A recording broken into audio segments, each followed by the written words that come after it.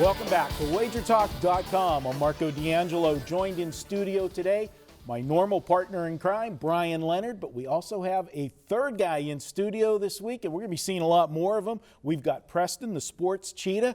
Preston, good to have you here. Good to be here. I'm excited. Welcome to Las Vegas permanently now, and looking forward to it. And, you know, Bryan, I got to let the cat out of the bag. You know, you've been asking me the last couple of weeks, you know, what am I doing here?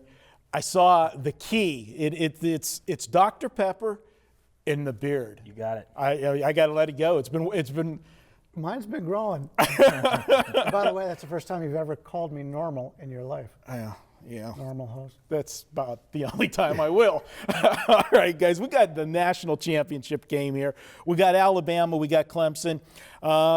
Pretty much everybody figured Alabama would be here, but Clemson, they weren't getting any respect going into last week at Oklahoma. And then you had the suspensions right before the game.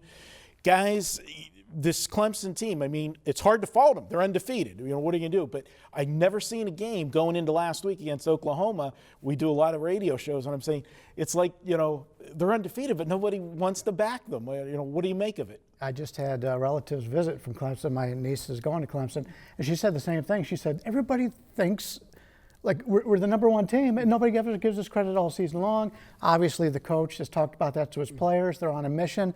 The more they come in as an underdog, the more they're going to be fired up. And I have yet to see a coach in college football that is beloved by his players as much as Dabo Swinney is. And he's just riding high right now. And this is going to be I don't know if this is a good matchup for him against Alabama, but they'll be able to prove a lot of people wrong if they win this game.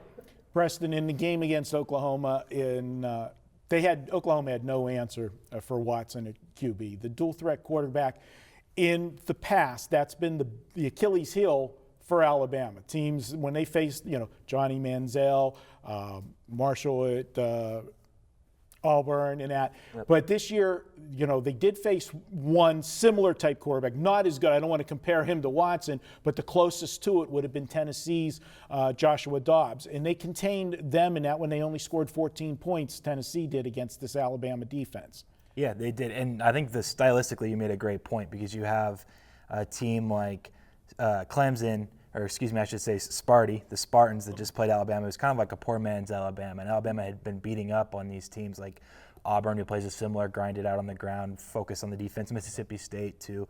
Really the last time, I think Tennessee's a good example, and that game was close, actually. And then the other one is Ole Miss, who kind of can spread it out and throw the ball at Chad Kelly, and they obviously beat Alabama. They put up 43 points. It doesn't mean that Clemson's going to put up 40 points either, but I think as far as the matchup goes, I was really disappointed in Mark D'Antonio, the way he just kind of thought that their style of football could beat Alabama's. In reality, there was no chance. As we saw as the game wore on, Alabama just kept beating up that same game. Here we're going to see, I mean, Clemson's style, their bread and butter is a completely different style of football. And so I think that's a really good point to remember. Alabama hasn't really seen an offense like this in like 2 months, or a guy as electric as they have a quarterback. Dobbs, I think, you know, kind of a poor man's Watson. I don't know if you'd want to call him that for sure, but yeah, I have a pick. I'll give it out here as we're doing the video. I took the +7 early on. I think it's +6.5 most spots now. If it gets back to 7, I think it's worth a play. I think it is going to be closer. It's similar with you. I liked Clemson against Oklahoma. Didn't realize or understand why no one was giving them the credit that they really deserve. They've looked to be the best team from start to finish, the most consistent this year, I think, by any margin. And so I like them getting 7. I think it's going to be a close game. And if they're able to move the ball just at all and put Alabama in a spot where they haven't been able to just rely on Henry all game, and they have to make Coker has to make throws, and they're going to have to open up, that puts Alabama and Saban where they don't want to be. And I think Clemson really has a shot to win the game outright. Bryan, I'll say to you, I got to give Saban, you know, we always talk about, you know, we make the comparison to Alabama. They're the New England Patriots of college football. Yeah. And, you know, he does things, makes the adjustments, and you've got to give Saban credit last week. Going in, everybody figured it's going to be, you know, they're going to pound the ball with Henry like they've done all year. And he opened up the playbook and let Coker make plays. And I think it caught Michigan State by surprise. And Coker responded with his best game of his career. Now, if you're Clemson, it gives you got to look, and you can't just say, okay, we're going to jam the line and try to stop Henry because they see that Coker can make the throws. I think that's going to open it up for Henry to actually have a big game this time because they'll be back to a traditional defense where they're not going to be crowding the box. Well, the reason why the quarterback played so well is because they had a lead. They were up 10-0, and they had that touchdown they should have had through the interception. So they came out of the halftime with a lead, and with that defense, you're in really good shape. So he was able to do some things he hasn't done. I think this is a great opportunity for live wagering in this one, because if Watson can move the ball with his feet, I think Clemson's going to have a lot of success. If he can't move the ball with his feet and they turn into a one-dimensional team, I think Alabama will be able to beat them. Yeah, and I think this week, and we got to wrap this one up, I think the wide receiver being suspended will be a bigger problem this week against Alabama than it was last week against the Oklahoma defense.